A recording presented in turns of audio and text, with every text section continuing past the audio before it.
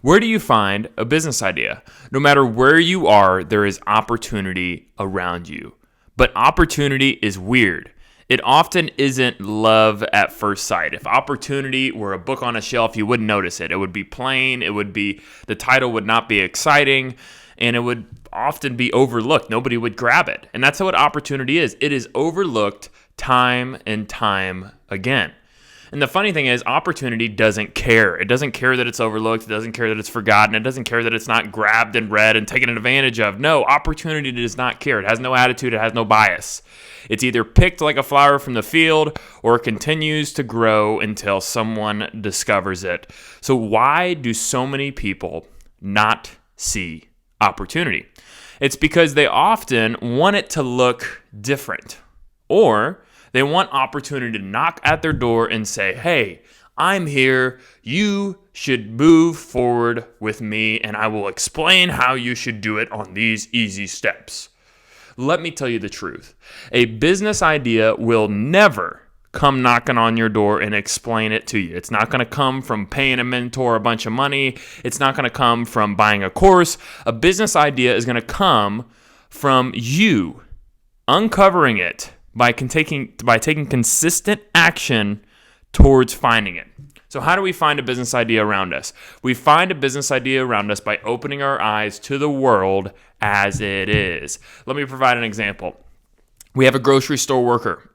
Let's call him Todd. Todd's the grocery store worker. Todd wants to start a business. He's been watching entrepreneur videos and he's really into it, but he doesn't know which one to start. He's working at a grocery store and he says, man, I'm stocking these shelves day in, day out. I want to be an entrepreneur. I want to be a business owner. Some of you guys might be in the same situation at a different company, right? You're like, how do I find a business idea while I'm working all day? I wish I didn't have to work all day, right?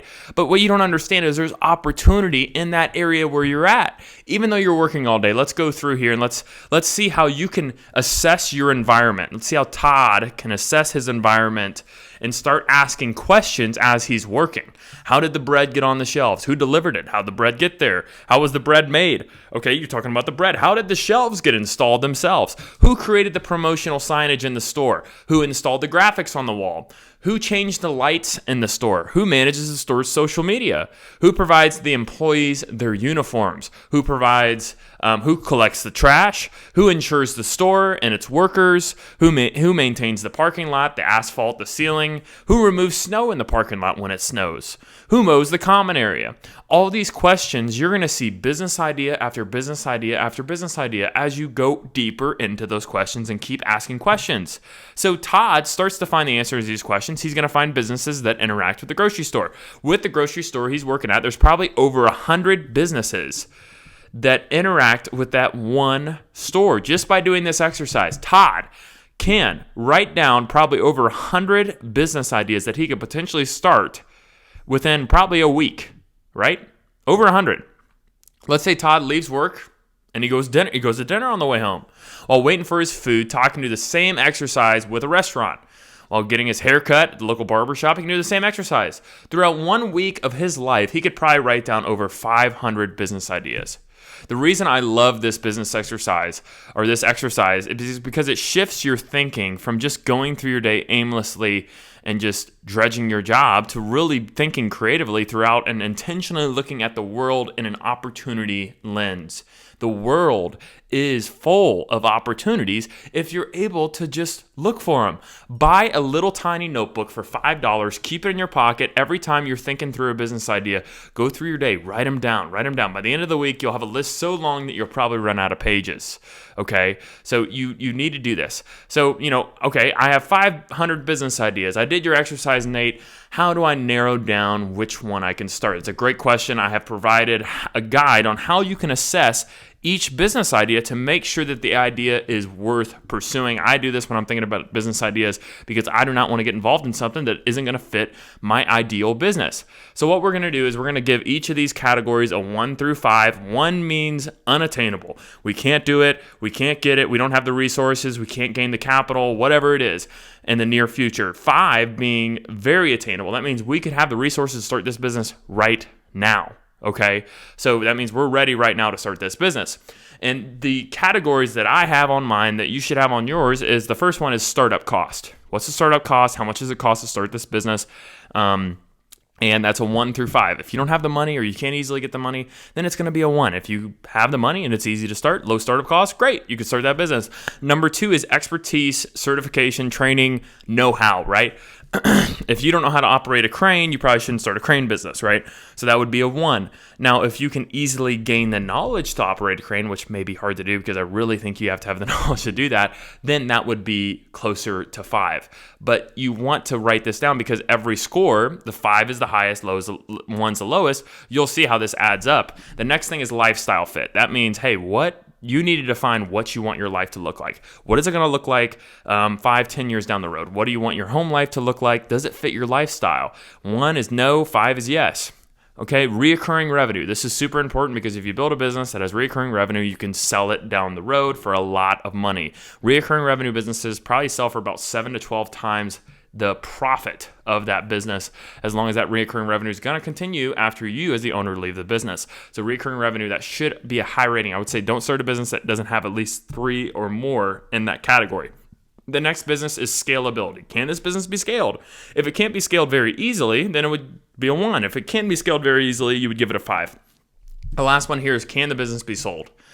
That means, hey, 1 means, hey, we can sell our equipment for whatever, probably at a depreciated amount that we bought it for, so that'll be a 1. If we can actually sell the business and you look up, hey, let's look up and see how much this business can sell for on the market, what can we get out of it? And then you'll know if a business can be sold because you'll look for other businesses just like that one.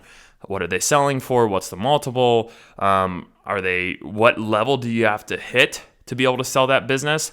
And then you'll know. So as you find opportunities around you, continue to evaluate them by which ones provide you the highest score on that chart, okay? So this exercise will help you narrow down your business idea. But the biggest thing that I would say is just stop looking so hard by doing research and buying courses and doing all this stuff, and just start opening up your eyes. There are so many opportunities that you are not looking at right now because you have wrote them off as being boring, not exciting, or maybe something that you don't want to do. I own an insurance agency. Is insurance exciting? I think it is sometimes, but most of the time it's not. It's not fun. It's not like the sexiest thing ever. No one's like, oh, you work in insurance, so cool. It's not that cool, but I really enjoy it, and it provides me a great opportunity to make a lot of money and to continue to grow and have a great business. But that opportunity came to me, and I didn't write it off as boring because I saw that it was an opportunity for me to start this business. And the same thing with other businesses for me. I really try to focus on, hey, what is this business being overlooked by the public? Because if you're starting a business that everybody else is starting, then you have to ask yourself, is there really an opportunity in this, or is this kind of an easy cash grab?